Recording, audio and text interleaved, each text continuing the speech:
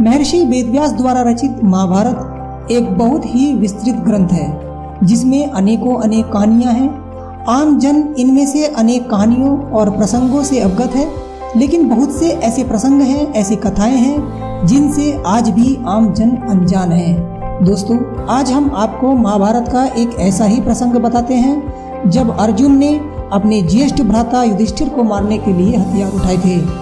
आइए जानते हैं आखिर अर्जुन ने ऐसा क्यों किया और इसका परिणाम क्या निकला।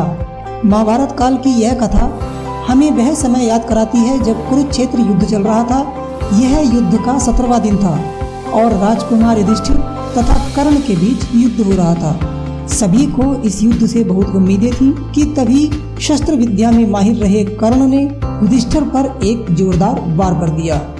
एक के बाद एक करके कर्ण के सभी वार युधिष्ठिर पर भारी पड़ते गए और युधिष्ठिर जो है वो बुरी तरह से घायल हो गए। अब कर्ण के पास एक मौका था कि वह युधिष्ठिर को मारकर पांडवों की नींव हिलाकर रख दे, लेकिन उसने यह मौका हाथ से जाने दिया। आखिर क्यों?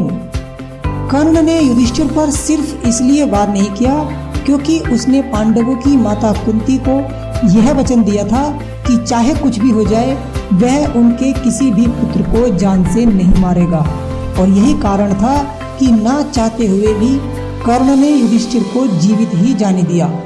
जब अनुज, नकुल तथा सहदेव ने अपने ज्येष्ठ भ्राता राजकुमार युधिष्ठिर की यह हालत देखी तो शीघ्र ही उन्हें तंबू में ले गए, जहां उनकी मरहम पट्टी के सभी इंतजाम किए गए। जब तीनों भाई तंबू में थे तो बाकी दो भाई अर्जुन तथा भीम अभी भी युद्ध में शत्रुओं की सेना से संघर्ष कर रहे थे। अब अचानक ही अर्जुन को राजकुमार युधिष्ठिर की अनुपस्थिति का एहसास हुआ और उन्होंने भीम से इस बारे में पूछताछ की। तब भीम ने बताया कि किस तरह से कर्ण तथा युधिष्ठिर के बीच द्वंद्व युद्ध में भ्राता युधिष्ठिर घायल हो गए हैं, जिसके बाद उन्हें विश्राम करने के लिए ले जाया गया है। तभी भीम ने अर्जुन से कहा कि वह शत्रुओं को अकेले ही संभाल लेंगे और अर्जुन से आग्रह किया कि वे भ्राता युधिष्ठिर के पास जाएं और उनके स्वास्थ्य का ब्यौरा लें। अब आज्ञानुसार राजकुमार अर्जुन उस तंबू की ओर चल दिए जहां युधिष्ठिर घायल अवस्था में पीड़ा से जूझ रहे थे।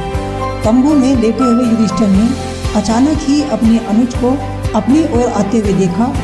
अर्जुन को देख उनकी खुशी का ठिकाना न रहा। वह समझ गए कि हो न हो अर्जुन युद्ध में कर्ण पर विजय प्राप्त करके उनके पास खुशखबरी लेकर आ रहे हैं। वह अंदर ही अंदर बेहद गर्व महसूस कर रहे थे कि उनकी इस हालत के लिए जिम्मेदार व्यक्ति को उनके अनुज ने दंड दे दिया है और अवश्य ही अर्जुन ने कर्ण को मार दिया होगा। लेकिन युधिष्ठिर जो है वो सत्य से अनजान थे। अब तंबू में प्रवेश करते ही अर्जुन ने ज्येष्ठ भ्राता को प्रणाम किया और उनसे उनके स्वास्थ्य के बारे में पूछा, लेकिन इससे ज्यादा तो युधिष्ठिर इस बात को सुनने के लिए ज्यादा उत्तेजित हो रहे थे कि अर्जुन ने कर्ण को मारा है या नहीं। लेकिन तभी राजकुमार अर्जुन द्वारा वहां आने का असली कारण व्यक्त किया गया। उन्होंने बताया कि कैसे भीम ने युधिष्ठिर के घायल होने की खबर सुनाई, जिसके बाद वह दौड़े दौड़े उनकी स्थिति का ब्यौरा लेने के लिए आ गए।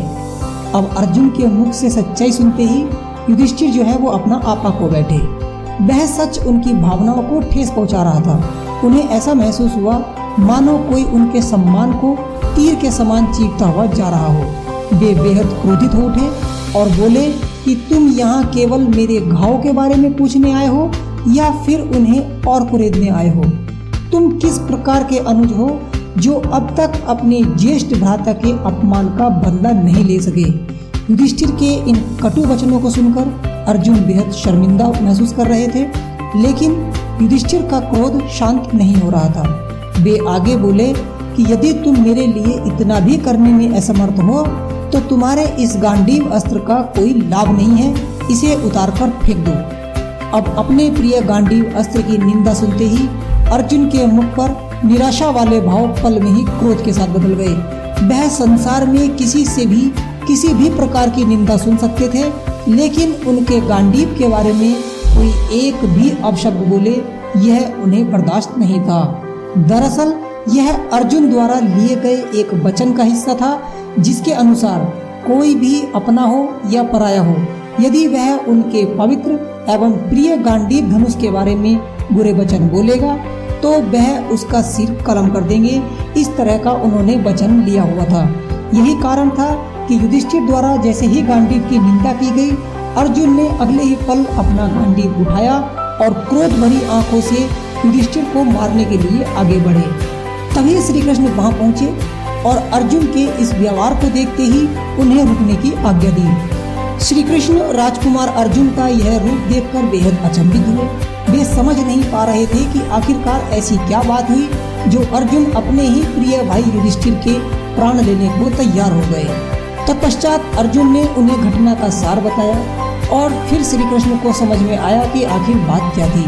उस समय भगवान कृष्ण ने अर्जुन को समझाया और बोले कि हे अर्जुन, मैं तुम्हारे अपने गांडीव के संदर्भ में लिए गए वचन का सम्मान करता हूँ। वचनानुसार तुम्हें अपने ही ज्येष्ठ भ्राता को मार देने का पूरा हक है, परंतु धार्मिक संदर्भों में यह पाप है। लेकिन दूसरी ओर अर्जुन भी अपने वचन से मजबूर थे। उनकी मंशा को और गहराई से समझते हुए श्री कृष्ण बोले कि यदि तुम्हें अपने वचन को पूरा करना है तो इसका एक अन्य साधन भी है। माना जाता है कि अपने से बड़ों का अनादर करना उन्हें मृत्यु दंड देने के समान होता है। यदि अभी तुम अपने ज्येष्ठ भ्राता का अपमान करो तो तुम्हारा वचन पूरा हो जाएगा। श्री कृष्ण की आज्ञा अनुसार अर्जुन ने अगले ही पल युधिष्ठिर का तिरस्कार किया। अपने द्वारा किए गए इस अनादर को अर्जुन सहन न कर सके और इस बार अपने ही प्राण लेने के लिए उन्होंने अपनी तलवार उठा ली। लेकिन भगवान श्री कृष्ण ने उन्हें ऐसा करने नहीं दिया। उन्होंने अर्जुन को बताया कि कैसे खुद के प्राणों का अंत करना यानी कि आत्मदाह करना शास्त्रों में अधर्म माना जाता है और पांडवों द्वारा अधर्म के मार्ग पर चलना एक बहुत बड़ा पाप एवं अन्याय साबित होगा।